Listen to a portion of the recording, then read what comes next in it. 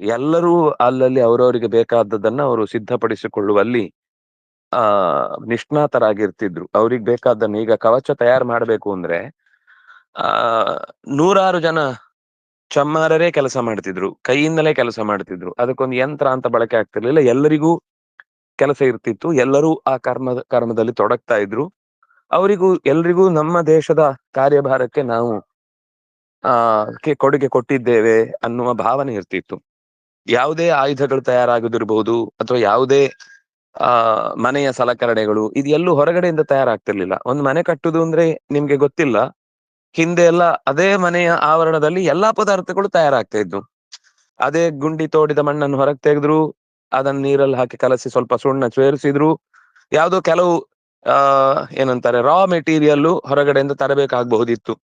ಅಂದ್ರೆ ಯಾವ್ದೋ ನದಿ ತೀರಕ್ಕೆ ಹೋಗಿ ಮರಳು ತರುದು, ಅಥವಾ ಸಮುದ್ರದ ತೀರಕ್ಕೆ ಹೋಗಿ ಈ ಮೀನು ಹಿಡಿಯೋರು ಅಥವಾ ಇಂಥವ್ರು ಅದ್ರ ಮರವಾಯಿ ಅಂತೆಲ್ಲ ಸಿಗುತ್ತೆ, ಅದರಲ್ಲಿ ಕೆಲವು ಚಿಪ್ಪು ಸಿಗುತ್ತೆ.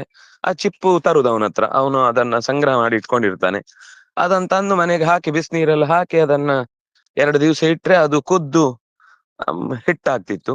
ಹಿಟ್ಟಾಗಿದ್ದನ್ನ ಮಣ್ಣಿನ ಜೊತೆಗೆ ಬೆರೆಸಿದ್ರೆ ಮನೆಯಲ್ಲೇ ಮಣ್ಣಿನ ಗೋಡೆಯನ್ನೇ ಕಟ್ತಾ ಇದ್ರು. ಆಮೇಲೆ ನಿಧಾನಕ್ಕೆ ಅದು ಕಲ್ಲುಗಳೆಲ್ಲ ಸಿಗ್ಲಿಕ್ಕೆ ಶುರುವಾಯ್ತು. ಯಾವುದನ್ನು ಹೊರಗಡೆಯಿಂದ ತರ್ಲಿಕ್ಕಿಲ್ಲ, ಅಲ್ಲೇ ಹತ್ರ ಏನೇನಿರುತ್ತೋ ಅಂತಹದ್ದೇ ಪದಾರ್ಥಗಳನ್ನ ತಂದು ಅದರ ಮೂಲಕ ಆರ್ಟಿಸ್ಟಿಕ್ ಆಗಿ ಮನೆ ಕಟ್ಟುವಂತದ್ದು ಇರ್ತಿತ್ತು. ಈ ಕಾರ್ಖಾನೆಯಿಂದ ಬೀಮು ಗೀಮು ತರುದು ಗಿರುದು ಇದು ಯಾವುದು ನಮಗೆ ಆ ಬೇಕಿರ್ಲಿಲ್ಲ. ಆದ್ರೆ ಕಾಲ ಹೋದ ಹಾಗೆ ನಮ್ಮ ಬಳಕೆಯ ವಸ್ತುಗಳೆಲ್ಲ ಸ್ವಲ್ಪ ಸೊಫೆಸ್ಟಿಕೇಟೆಡ್ ಆಗಿರ್ಬೇಕು ಅನ್ನೋ ದೃಷ್ಟಿಯಿಂದ ಬೆಳೀತಾ ಹೋಯ್ತು. ವ್ಯಾಪಾರದ ಮುಖ ಬೇರೆ ಆಯ್ತು.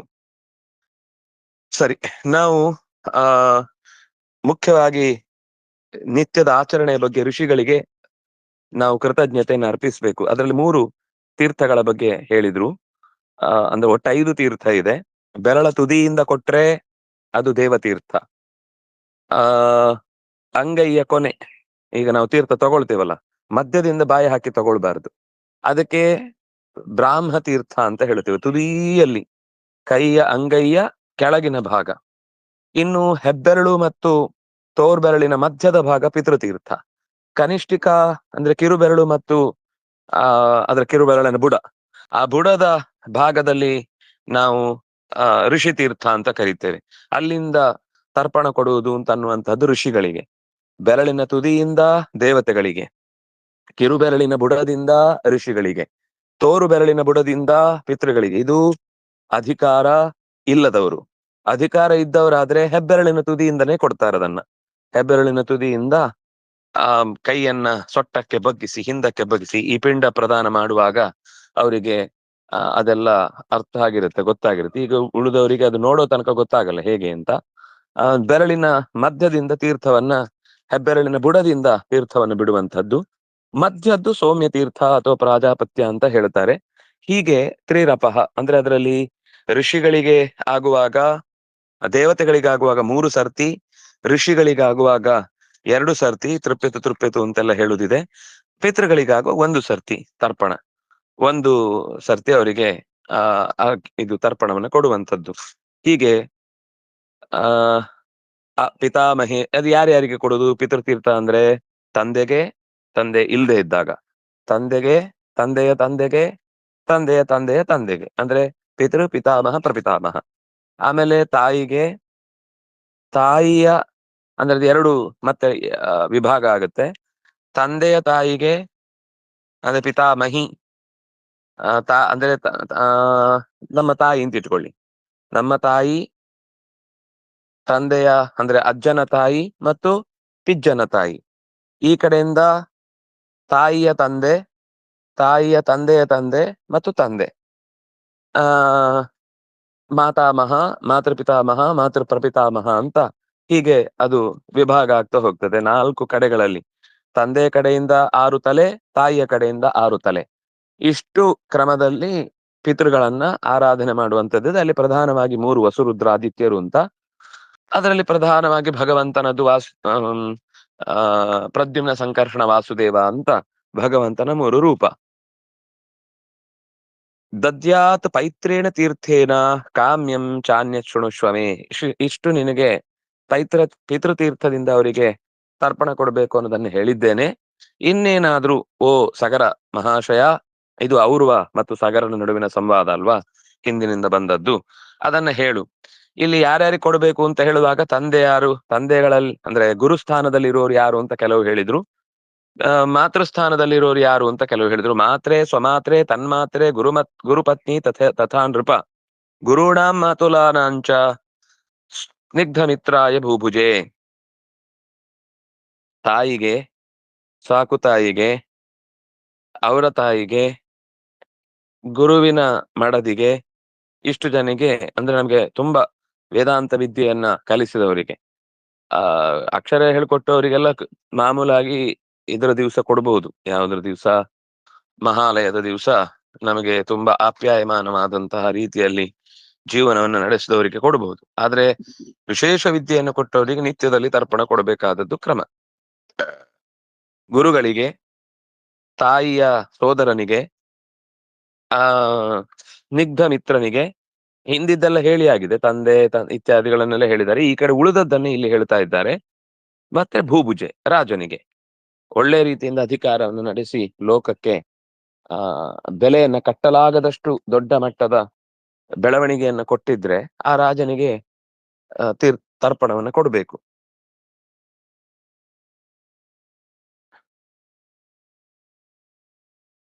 ಇದಂಚಾಪಿ ಜಪೇದಂಬು ದದ್ಯಾದ್ ಆತ್ಮೇಚ್ಛಯ ನೃಪ.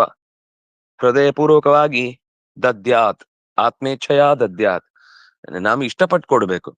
ಕೊಡದೇ ಇದ್ರೆ ಏನೋ ಆಗತ್ತೆ, ಕೊಡ್ಬೇಕು ಅಂತ ಎಲ್ರು ಹೇಳ್ತಾರ ಆದ್ರಿಂದ ಕೊಡ್ತೇನೆ, ಕೊಟ್ಟದ್ ನೋಡಿದ್ರೆ ನನ್ನನ್ನು ವಿಶೇಷ ವ್ಯಕ್ತಿ ಅನ್ಕೊಂತಾರೆ ಅನ್ನೋ ಈ ಉದ್ದೇಶಗಳಿಗೆಲ್ಲ ನಾನೇ ಇಷ್ಟಪಟ್ಟು ನನಗೆ ಆತ್ಮೀಯರಾದಂಥವ್ರು, ಈಗ ಕೆಲವರಿಗೆ ತಾಯಿಯ ಸೋದರ ಇಲ್ಲದೆ ಇರ್ಬೋದು, ಅವ್ರು ಯಾರನ್ನ ಹುಡ್ಕೊಂಡ್ ಬರ್ಬೇಕು, ಕೊಡ್ಬೇಕಾಗಿಲ್ಲ, ಅವ್ರನ್ನ ಬಿಟ್ಬಿಡ್ಬೇಕು. ಒಳ್ಳೆ ರಾಜ ಅಂತ ಯಾರನ್ನು ನಾವು ಪರಿಗಣಿಸ್ಲಿಕ್ಕೆ ನಮ್ಮ ಕಾಲದಲ್ಲಿ ಸಿಗ್ಲಿಲ್ಲ, ಬೇಡ ಬಿಟ್ಬಿಡಿ. ಅದ್ರ ಸ್ಮರಣೆ ಮಾಡ್ಕೊಳ್ಲಿಕ್ಕೆ ಮಾಂಧಾತಾನು ಶೋಂಬರೇಶ ಅವರೆಲ್ಲ ಹಿಂದೆ ಮಾಡಿದ್ರಿಂದ ಇವತ್ತು ನಾವು ಇದ್ದೇವೆ. ನಮ್ಮ ಹಿಂದಿನವ್ರು ಯಾರೋ ಕತ್ತಿ ಬೇಕೋ ಕತ್ತಿ ಇಟ್ಟು ಕೆಲವರು ಬದಲಾಯಿಸುವ ಪ್ರಯತ್ನ ಮಾಡಿದ್ರು, ಟ್ಯಾಕ್ಸ್ ಕಟ್ಟಿ ಅಂದ್ರು, ಕಟ್ಟಿ ನಾವಿವತ್ತು ಉಳಿದಿದ್ದೀವಿ ನಮ್ಮವರಾಗಿ. ಇನ್ನು ಕೆಲವರು ನಿಮ್ಗೆ ಏನೋ ಕೊಡ್ತೀವಿ ಅಂತ ಕರ್ಕೊಂಡು ಹೋದ್ರು, ಆ ಆಮಿಷಕ್ಕೂ ಒಳಗಾಗದೆ ಉಳಿದವರು ನಮ್ಮವರಾಗಿ ಉಳಿದ್ರು. ಇಲ್ಲ ಅಂದ್ರೆ ಇಷ್ಟೊತ್ತಿಗೆ ನಾವು ಕೂಡ ಈ ನಿಜವಾದ ಪರಂಪರೆಯನ್ನ ಮರೆತು ಬಿಡ್ತಿದ್ವೋ ಏನೋ. ಆದ್ರೆ ಅದಕ್ಕಿಂತ ಹಿಂದೆ ಒಬ್ಬ ರಾಜ ಈ ರೀತಿಯಾಗಿ ನಡೆಯದಾಗೆ ತಡೆದವನೊಬ್ಬ ಇದ್ದಾನೆ.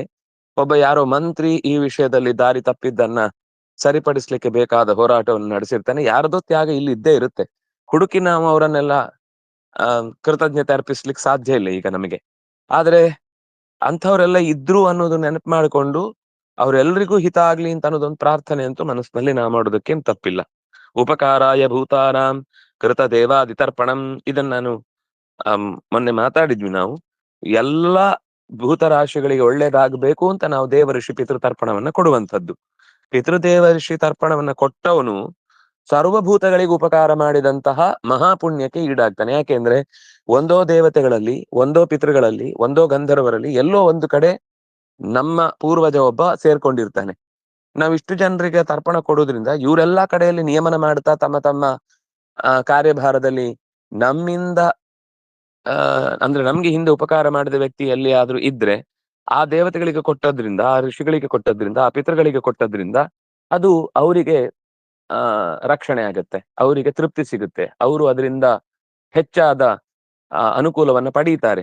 ಇದರಿಂದ ಅವರಿಗೆ ಉಪಕಾರ ಮಾಡಿದ ಹಾಗಾಯ್ತು. ಹಾಗಾಗಿ ಪಿಶಾಚರಲ್ಲಿ, ಗುಹ್ಯಕರಲ್ಲಿ, ಸಿದ್ಧರಲ್ಲಿ, ಕೂಷ್ಮಾಂಡಗಳಲ್ಲಿ, ಪಶುಗಳಲ್ಲಿ, ಪ್ರಾಣಿಗಳಲ್ಲಿ, ಪಕ್ಷಿಗಳಲ್ಲಿ, ನಾಗ ಯಕ್ಷರ್ವ ಗಂಧರ್ವ ರಾಕ್ಷಸಾಹ ಎಲ್ಲಿಯೂ ಇರ್ಬೋದು ನಾವು ತರ್ಪಣ ಕೊಟ್ಟಾಗ ಸ್ವೀಕರಿಸಬೇಕಾದಂತಹ ಜೀವರಾಶಿಗಳು. ಹಾಗಾಗಿ ಸಮಸ್ತ ಜೀವರಾಶಿಗಳಿಗೆ ನಮ್ಮ ನಮ್ಮ ಕಡೆಯಿಂದ ನಾವು ಉಪಕೃತರಾಗಿದ್ದೇವೆ ಅನ್ನೋದಕ್ಕೆ ಪ್ರತ್ಯುಪಕಾರವನ್ನು ಮಾಡುವ ನೆಪದಲ್ಲಿ ಈ ತರ್ಪಣ ಕೊಡುವಂಥದ್ದು ಅತ್ಯಂತ ಮುಖ್ಯ. ಸರಿ, ಮುಂದೆ ಹೋಗೋಣ.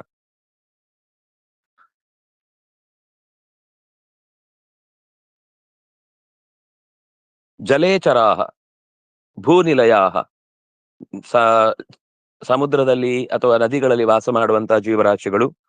ಅದಕ್ಕೆ ನಾವು ಅಲ್ಲೆಲ್ಲಿ ಹೋದಾಗ ಪದಾರ್ಥಗಳನ್ನೆಲ್ಲ ಆಹಾರವಾಗಿ ಕೊಡುವಂತಹದ್ದು ಇರುತ್ತೆ. ಕೆಲವೆಲ್ಲ ದೋಷಗಳನ್ನ ಹೇಳುವಾಗ ನೀವು ಅರಳನ್ನ ನೀರಿಗೆ ಚೆಲ್ಲಿ ಕಾಳನ್ನ ನೆನೆ ಹಾಕಿ ಸರೋವರಕ್ಕೆ ಕೊಡಿ ಅಂತ ಹೀಗೆ ಏನೇನೋ ಕೆಲವೊಮ್ಮೆ ಹೇಳ್ತಾರೆ. ಅದು ನಿತ್ಯದಲ್ಲಿ ನಾವು ಮಾಡಬೇಕಾದದ್ದು. ನಮ್ಗೆ ಇದೆಲ್ಲ ನೋಡಿದಾಗ ನಮ್ಮ ಸ್ವಾಮಿಗಳದ್ದು ಎಷ್ಟು ಅದ್ಭುತವಾದ ಚಿಂತನೆ ಅಂತ ಅನ್ನಿಸ್ತಿತ್ತು. ಅವರು ಪ್ರತಿ ದಿವಸ ತಪ್ಸದೆ ಸರೋವರಕ್ಕೆ ಬಂದು ಮೀನುಗಳಿಗೆ ಅರಳು ಹಾಕ್ತಿದ್ರು, ಆಮೆಗಳಿಗೆ ಬಾಳೆಹಣ್ಣು ಲಡ್ಡಿಗೆ ತುಂಡು ಹಾಕ್ತಿದ್ರು, ಹಸುವಿಗೆ ದಿನ ಬಾಳೆಹಣ್ಣು ಇತ್ಯಾದಿ ಕೊಡ್ತಿದ್ರು, ಎತ್ತುಗಳು ಯಾವ ಬೆಕ್ಕಿಗೆ ಹಾಲು ಹಾಕ್ತಿದ್ರು, ಆನೆಗೆ ಕುದುರೆಗಳಿಗೆಲ್ಲ ಅವುಗಳಿಗೆ ಕೊಡ್ಬೇಕಾದ ಆಹಾರ ಒಂದ್ಸರ್ತಿ ಕೊಟ್ಟು ಬರ್ತಿದ್ರು. ಯಾವ ಪ್ರಾಣಿಯನ್ನು ಬಿಡ್ತಿರ್ಲಿಲ್ಲ. ಅವರಿಗೆ ಉಪಕಾರ ಎಲ್ಲಿವರೆಗೆ ಅಂದ್ರೆ ಸೊಳ್ಳೆ ಅದ್ರ ಪಾಡಿಗೆಲ್ಲ ಓಡಾಡ್ತಾ ಇದ್ರೆ ಅದನ್ನು ಹೋಗಿ ಹಿಡಿದುಕೊಂಡ್ರೆ ಅವ್ರು ಕೋಪ ಮಾಡ್ತಿದ್ರು. ಅದಕ್ಕೂ ನಿನ್ನ ಹಾಗೆ ಒಂದು ಪರಿವಾರ ಇದೆ ಗೊತ್ತಿರ್ಬೇಕು ನೀನು. ಅದು ತನ್ನ ಗಂಡ ಬರ್ತಾನೆ ಅಂತ ಕಾಯ್ತಾ ಇರ್ತದ್ರ ಹೆಂಡತಿ. ನೀನ್ ಹೀಗೆ ಕೊಂದು ಬಿಟ್ರೆ ಅದರ ಮಕ್ಕಳ ಗತಿ ಏನು, ಅದರ ಮುಂದಿನ ಪರಂಪರೆಯ ಯೋಚನೆ ಏನು, ನಿನ್ಗೆ ಯಾಕೆ, ನಿನ್ಗೆ ತೊಂದರೆ ಕೊಟ್ಟಾಗ ಸರಿ ಅದು ನಮ್ಗೆ ತಡಿಲಿಕ್ಕಾಗದ ಪೆಟ್ಟು ಕೊಟ್ವಿ, ಅದು ಮುಗಿದೋಯ್ತು. ಹುಡ್ಕೊಂಡು ಹೋಗಿ ಬ್ಯಾಟ್ ಹಿಡಿದು ಅದನ್ನು ಒಳ್ಳೆ ಬ್ಯಾಟಿಂಗ್ ಮಾಡ್ತಾ ಹೊಡೆಯುವುದನ್ನು ಅವ್ರು ಇಷ್ಟಪಡ್ತಿರ್ಲಿಲ್ಲ. ಅಂದ್ರೆ ಅಷ್ಟು ಅವರಿಗೆ ಎಲ್ಲಾ ಪ್ರಾಣಿಗಳ ಮೇಲೆ ಅತ್ಯಂತವಾದ ಕರುಣೆ ಇತ್ತು. ತೃಪ್ತಿ ಮೇತೇನ ಯಾಂತ್ಯಾಶು ಮದ್ದತ್ತೇನಾಂಬುನಾಖಿಲಾಹ. ಕೆಲವೆಲ್ಲ ಎತ್ತರ ಹೋದ ಹಾಗೆ ಮಾತ್ರ ಅದನ್ನ ಅರ್ಥ ಮಾಡ್ಕೊಳ್ಳಿಕ್ಕಾಗತ್ತೆ. ನಮ್ಗೆ ತೀರಾ ವಿಚಿತ್ರ ಅನ್ಸುತ್ತೆ, ಬಾಲಿಶ ಅನ್ಸುತ್ತೆ ಅವರದ್ದೆಲ್ಲ ವರ್ತನೆಗಳನ್ನ ನೋಡಿದಾಗ. ಆದ್ರೆ ಅವರಿಗಿರುವ ದೂರದೃಷ್ಟಿ, ವಿಶಾಲ ದೃಷ್ಟಿ ನಮಗೆ ಅರ್ಥ ಆಗ್ಲಿಕ್ಕೆ ಮತ್ತೆ ಸುಮಾರು ಸಮಯ ಬೇಕಾಗುತ್ತೆ. ಒತ್ತಂತೂ ನನ್ನ ಕೈಯಿಂದ ಜಾರಿದ ನೀರಿನಿಂದ ಎಲ್ಲ ಜೀವರಾಶಿಗಳು ಕೂಡ ತೃಪ್ತಿಗೊಳ್ಳಲಿ ಅಂತ ಅನ್ನುವ ಒಂದು ಪ್ರಾರ್ಥನೆ ಕೈ ಎತ್ತಿ ನಾವು ನೀರು ಕೊಡುವಾಗ ಸಮಸ್ತ ಜೀವರಾಶಿಗಳಲ್ಲಿ ನೆಲೆಸಿದ ಸರ್ವ ಜೀವರಾಶಿಗಳಲ್ಲಿ ಆ ಅದಕ್ಕೆ ರಕ್ಷಣೆ ಕೊಡ್ತಾ ಇರುವ ಭಗವಂತನಿಗೆ ಈ ಅರ್ಘ್ಯವನ್ನ ಕೊಡ್ತಾ ಇದ್ದೇನೆ ಅಂತ ಕೊಟ್ರೆ ಎಲ್ಲ ಜೀವರಾಶಿಗಳಿಗೂ ಕೂಡ ತೃಪ್ತಿ ಆಗುತ್ತೆ. ಎಲ್ಲಿ ನರಕದಲ್ಲಿ ಇರಬಹುದು, ನರಕೇಶು ಸಮಸ್ತೇಶು ಯಾತನಾಸು ಚ ಸಂಸ್ಥಿತಾ. ಯಾತನಾಮಯವಾದ ಅನೇಕ ಸ್ಥಳಗಳಲ್ಲಿ, ನರಕಗಳಲ್ಲಿ ನೆಲೆಸಿದಂತಹ ಜೀವರಾಶಿಗಳಿಗೂ ಕೂಡ ಅವರ ಆ ನರಕದಿಂದ ಪಾರಾಗುವುದಕ್ಕೆ ಬೇಕಿರುವಂತಹ ಯಾರೋ ನಮ್ಮ ಪರವಾಗಿ ಒಂದು ಪುಣ್ಯದ ತರ್ಪಣವನ್ನು ಕೊಟ್ರು ಅಂತಂದಾಗ ಅವುಗಳಿಗೆ ಶಿಕ್ಷೆ ಕಮ್ಮಿ ಆಗುತ್ತೆ. ತೇಷಾಂ ಆಪ್ಯಾಯನಾನ ಏತತ್ ದೀಯತೆ ಸಲಿಲಮ್ಮಯ. ಅವರಿಗೆ ತಮ್ಮ ಜೀವನದ ಗತಿಯಲ್ಲಿ ಉನ್ನತಿಯನ್ನ ಪಡೆಯುವ ದೃಷ್ಟಿಯಿಂದ ನಾನು ಈ ಅರ್ಘ್ಯವನ್ನ ಕೊಡ್ತಾ ಇದ್ದೇನೆ. ತುಂಬಾ ಒಳ್ಳೆ ಮಾತಿದೆ, ಇದನ್ನು ನಾವು ಬಹುಶಃ ಬರೆದಿಟ್ಕೊಳ್ಬಹುದು. ನರಕೇಶು ಸಮಸ್ತೇಶು ಯಾತನಾಸು ಚ ಸಂಸ್ಥಿತಾ ತೇಷಾಮಾಪ್ಯಾಯನಾಯೈವ ದೀಯತೆ ಸಲಿಲಮ್ಮಯ.